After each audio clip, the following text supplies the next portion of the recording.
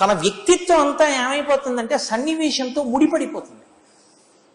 ఓ పీట కాలు మీద పడిందండి, ఆ వేళ్ళు నిప్పిచేసి, ఏమంటే పూజ చేసుకుంటారా మీరు అయితేనే ఇవాళ పొద్దున మన్నీళ్ళు పెట్టైనా అందనుకోండి. ఏం పూజ చేసుకోను నా బుర్ర, పీట పడిపోయింది కదా కాలు మీద. ఆహా పోలేండి, అయితే పూజ చేసుకోవాలి కదా. పోనీ అయితే పీట వేయినా కూర్చుంటారా, కుర్చీలో కూర్చుని చేసుకుంటారా, సంధ్యావందనం మానకూడదు కదా. ఏమిటి కుర్చీలో కూర్చుని చేయడం, వాడు అటు ఇటు తిరుగుతుంటాడు, ఆ మనవాడు వాడు ఏ కాలు తొక్కేస్తాడో భయం. అన్నం తింటారా అని అడిగారు అనుకోండి, ఏం తిన్నాం, 4 అడుగులు వేసి వచ్చి అక్కడ నిలబడదా అంటే ఎలా కూర్చోను, కాలు మీద తొడ ఒత్తుకుందంటే నొప్పి వస్తోంది. ఆఫీస్కి ఎడతారా, బూట్లో కాలు ఎలా పెట్టను అంటే ఏ పని మీరు చెప్పండి, ఆయనకి కాలు మీద పడిన పీటతో మమేకం చెందింది వ్యక్తిత్వం. ఇది ఏమిటంటే ఇటువంటి వాళ్ళు ప్రతి చిన్న సంఘటనతో మమేకమై తాము చెయ్యవలసినటువంటి విహిత కర్మాచరణమునందు వైక్లభ్యమును పొందుతారు. రాముడు అటువంటి వాడు కాదు. సంఘటనలు అన్నవి జరుగుతాయి. జీవితం అన్న తర్వాత ఎత్తుపల్లాలు ఉంటాయి, ప్రస్థానాలు ఉంటాయి. దానికోసం ఈశ్వరార్చన విడిచిపెట్టడం కుదరదు. అది నా జన్మ ప్రయోజనం, దాన్ని నేను వదలలేను. ఇప్పుడు రాముడు ఏం చేస్తాడంటే భార్యను ఎవరో ఎత్తుకుపోయాడు, సంధ్యావందనం చేసేస్తాడు. జటాయువు చచ్చిపోయాడు, అగ్నిహోత్రం చేసేస్తాడు. దశరథ మహారాజు గారు చచ్చిపోయారని తెలిసింది, వెంటనే తనేం తింటాడో దాంతో పితృతర్పణం చేస్తాడు. అంటే విహిత కర్మాచరణం ఏది చెయ్యాలో అది వదిలిపెట్టాడు, అది చేస్తాడు తప్ప చెయ్యవలసింది వదిలిపెట్టేసి జరిగిన సంఘటనతో మమేకమై ఏడుస్తూ కూర్చోవడమో నవ్వుతూ కూర్చోవడమో రాముడికి రాదు. రామాయణం వినడానికి పనికొచ్చేది కాదు, అనుష్ఠాన పర్యంతంలోకి రావలసి. మీరు కూడా రాముడు కాగలరు. ఎప్పుడు మిమ్మల్ని మీరు ఇది పరిశీలించుకోవడం మీకు రావాలి. ఏదో ఒక చిన్న సన్నివేశంతోటో సందర్భంతోటో మమేకమై నా జన్మ ప్రయోజనాన్ని నేను విస్మరిస్తున్నానా? ఏది జన్మ ప్రయోజనం? ఈ శరీరంతో రావడం మహత్భాగ్యం.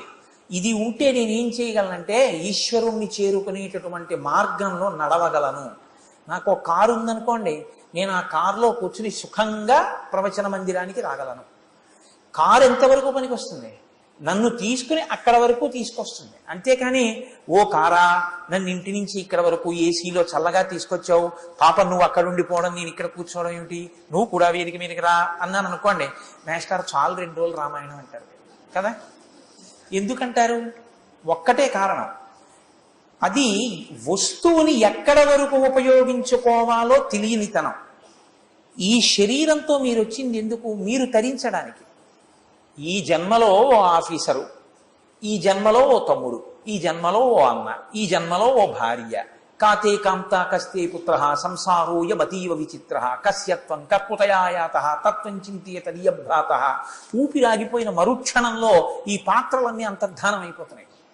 మరి నీ జన్మ ప్రయోజనం నశించిపోవట్లా? సంఘటనలు జరగకుండా ఉంటాయా? ఏదో ఒకటి జరుగుతూనే ఉంటుంది. లేచిన తర్వాత ఓ ఫోన్ ఏదో ఒకటి రాకుండా ఉంటుందండి, ఎక్కడి నుంచో ఏదో వస్తుంది. దానికి నువ్వు మానేసేది సంధ్యావందనం పూజనా? దానికోసం నువ్వు ఆ రోజున గజేంద్ర మోక్షం చదువుకోవడం మానేస్తావా? దానికోసం నువ్వు గుడికి వెళ్ళడం మానేస్తావా? నీ ప్రయోజనం ఏమైపోతుంది? నీ జన్మ ఏమైపోతుంది? నువ్వు ఈ శరీరాన్ని పొందినందుకు ఉపయోగం ఏమైపోతుంది? ఇది కమలాక్షునర్చించు కరములు కరములు శ్రీనాథు వర్ణించు జిహ్మ జిహ్మ సురరక్షకుని చూచు చుట్కులు చుట్కులు శేషసాయికి మృక్కు శిరము శిరము విష్ణును ఆకర్ణించు వీనులు వీనులు మధువైరిద విలిన మనము మనము భగవంతు వలగును పదములు పదములు పురుషోత్తముని మీది బుద్ధి బుద్ధి దేవదేవుని కీర్తించు దినము దినము చక్రహస్తుని ప్రకటించు చదువు చదువు కుంభినీదవు చెప్పెడి గురుడు గురుడు తండ్రి హరిచేరుమని ఎడి తండ్రి తండ్రి అంటాడు ప్రహ్లాదుడు. నీకొక రోజు సార్థకత పొందింది అంటే నువ్వు దీనితో ఎందుకు వచ్చావో దానికి దీన్ని ఆ రోజు ఉపయోగించావా? ఏదో ఒకటి విన్నానని చెప్పి దాంతో మమేకం చెంది దీన్ని విడిచిపెట్టావా?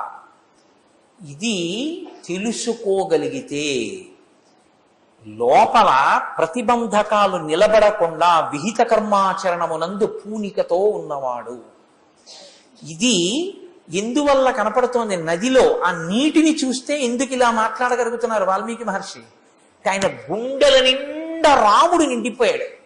పరమదయాళు అయిన రాముడు, ఎవరి మీద కోపం పెట్టుకోని రాముడు, ఎవడు ఎంత పాపం చేసినా క్షమించగలిగిన రాముడు, మార్చుకుంటాడేమోనని అవకాశం ఇచ్చే రాముడు, ఉదారుడైనటువంటి రాముడు, మన్నించగలిగిన రాముడు, ఏదైనా ఇచ్చేయగలిగినటువంటి రాముడు, ఇంకోడు సంతోషిస్తే సంతోషించగలిగిన రాముడు, తనకంటూ వీరు సంతోషం లేని రాముడు. రాముడి సంతోషం ఏమిటంటే మీ సంతోషం తన సంతోషం, రాముడి సంతోషం ఇంకా వేరే ఏం లేదు. సీతమ్మ సంతోషం మన సంతోషం, ఆవిడ సంతోషం ఆవిడ సంతోషం, ఇంకా వేరే ఏం లేదు. ఇది రాముడు. అబ్బా ఏమి రాముడు, ఎంత నిర్మల హృదయం, ఇదిగో ఈ నీటిలా ఉంది. కాబట్టి ఈ నీరు ఎలా ఉందో అలా ఉన్నాడయా సన్మనుష్యమనో యథా. సన్మనుష్యుడు, చక్కని సహృదయుడైనటువంటి మనుష్యుని యొక్క మనసు ఎలా ఉంటుందో ఈ నీళ్ళు అలా ఉన్నాయి. ఎందుకు వచ్చింది ఈ మాట? గుండె నిండా రాముడు నిండిపోయాడు. ఇంత గొప్ప ఆనందాన్ని అనుభవిస్తున్నప్పుడు దీనికి పూర్తి విరుద్ధంగా ఒకటి జరిగింది అనుకోండి. ఇది మీరిప్పుడు పట్టుకోవాలి జరిగిన సన్నివేశాన్ని. ఈశ్వరుడు ఏది కాకతాళీయంగా జరిగినవి కావు. రామాయణం రావాలి అంటే ఎన్ని పరీక్షలు జరిగితే రామాయణం వచ్చిందో చూడండి.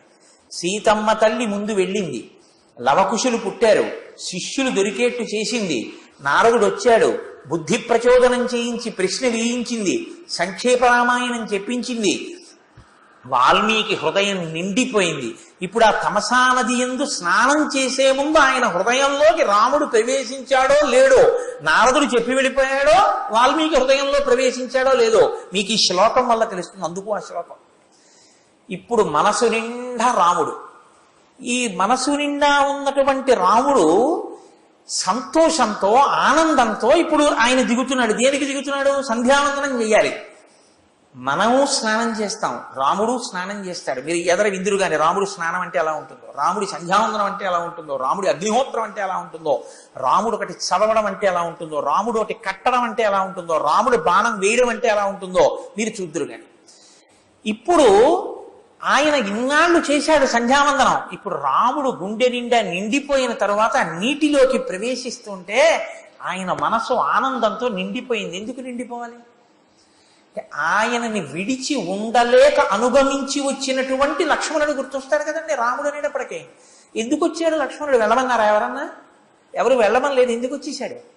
అన్నీ వదులుకుని అన్నయ్య సేవ ఏం చేశాడు అంటే, అన్నయ్య స్నానం చేస్తుంటే అన్నగారికి బట్టలు పట్టుకెళ్ళాడు, అన్నయ్య స్నానం చేస్తే ఓ పూర్ణ కలశంతో నీళ్లు పెట్టాడు, అన్నయ్య పూజ చేసుకుంటానంటే పువ్వులు పెట్టాడు, అన్నయ్య ఒరే ఇల్లు కట్టరా మనం అంటే వాస్తుకి సరిపోయేటట్టు ఇల్లు కట్టాడు, పర్ణశాల వేశాడు. ఇన్ని చేసినటువంటి లక్ష్మణుడు రాముణ్ణి ఎలా అనుగమించాడో అలా ఈ భరద్వాజుడు నన్ను అనుగమించి నేను సంధ్యావందనం చేసుకోవడానికి వస్తే నేను స్నానం చేసి సంధ్యావందనం చేసుకున్న తరువాత తాను చేసుకోవాలని నన్ను సేవించడానికి నా వెంట వచ్చాడు. ఇప్పుడు శిష్యుణ్ణి చూస్తే రాముడి వెంట లక్ష్మణుడు గుర్తు రావాలి కదండి ఆ ప్రభావం ఉన్నప్పుడు. కాబట్టి ఇప్పుడు వాల్మీకి రాముడు అయ్యారు ఒక రకంగా. కాబట్టి ఆయన అంటున్నారు, న్యస్యతాం కలశస్తాత దీయతాం వల్కలం మమ ఇదమేవావగాహిష్యే తమసా తీర్థముత్తమం. ఉత్తమమైనటువంటి ఈ తమసా తీర్థంలో నేను దిగి స్నానం చేస్తాను. నాయనా భరద్వాజ, న్యస్యతాం కలశస్తాత, ఆ నీటిని తీసుకెళ్లడం కోసం నువ్వు తీసుకొచ్చిన కలశం ఉందే దాన్ని కింద పెట్టు. దీయతాం వల్కలం మమ, నువ్వు పట్టుకొచ్చిన బట్టలున్నాయే అవి ఇలా అయ్యి. అంటే మీకు ఏమర్థం అవుతోంది? ఇప్పుడు ఎవరు పట్టుకున్నారు పాత్ర? శిష్యుడు పట్టుకున్నాడు. ఎవరు పట్టుకున్నాడు వస్త్రాలు? వాల్మీకి కట్టుకోవలసినవి శిష్యుడు పట్టుకున్నాడు. గురువు గారి వెనకాతల శిష్యుడు వెళ్ళడం అంటే దేనికి వెళ్ళాలంటే గురువు గారి శుశ్రూషని ప్రతి క్షణం వాంఛించి వెడతాడు. అంటే ఇవి అతను పట్టుకున్నాడు, అతని దగ్గర గురువు గారు ఇప్పుడు పుచ్చుకుంటున్నాడు. ఇది ఒక శిష్యుడు గురువుని అనువర్తించేటటువంటి విధానం. రాముడు లక్ష్మణుడి పట్ల ఎంత ప్రీతి చెందాడో అలా తన శిష్యుడి పట్ల గురువు అంత ప్రీతి చెందుతున్నాడు.